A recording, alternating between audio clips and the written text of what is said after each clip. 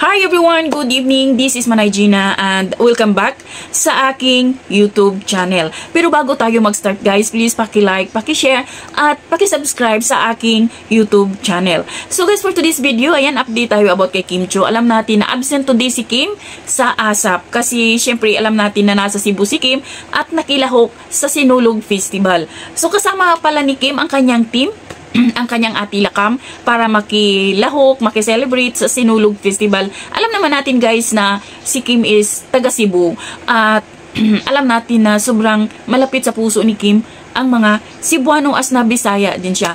Kahapon nga sobrang energy ni Kim, no? Kahapon tinapos niya talaga yung It's Showtime kasi meron silang grand finals. Tapos pumunta agad ng airport, then lumipad papuntang Cebu. Then today ayan nga nasa float si Kim ng Julie's at ang sarap tingnan, ang sarap. Di ba pag nakikita mo si Kim na yung mga tao talaga, grabe yung pagmamahal nila kay Kim na talagang sigawan sila. Tapos di ba si Kim pa lang ang andon.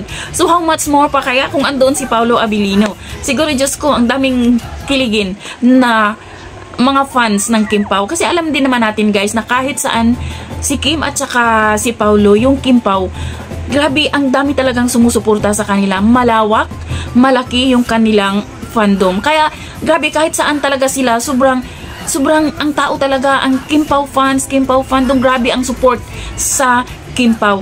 Alam din naman kasi natin guys kung gaano kabait si Kim sa kanyang mga tagahanga, sa mga fans niya. Grabe siya kung paano niya tratuhin yung kanyang fans. Hindi mo narinig at wala kang maibalita, walang balita, o walang mga chika, walang mga chismis na si Kim ganyan sa kanyang mga fans. Wala kang marinig kasi talaga namang napakabait na bata ni Kim. At yun nga, yan ang hinahangaan din ng mga fans ni Kim sa kanya. Kaya siya napamahal sa mga tao, lalong-lalo na sa Cebu na taga dun talaga siya.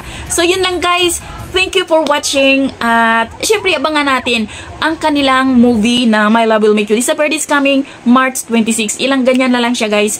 Mapapanood na natin sila sa big screen. So yun lang guys. Thank you for watching once again. Bye, be kind!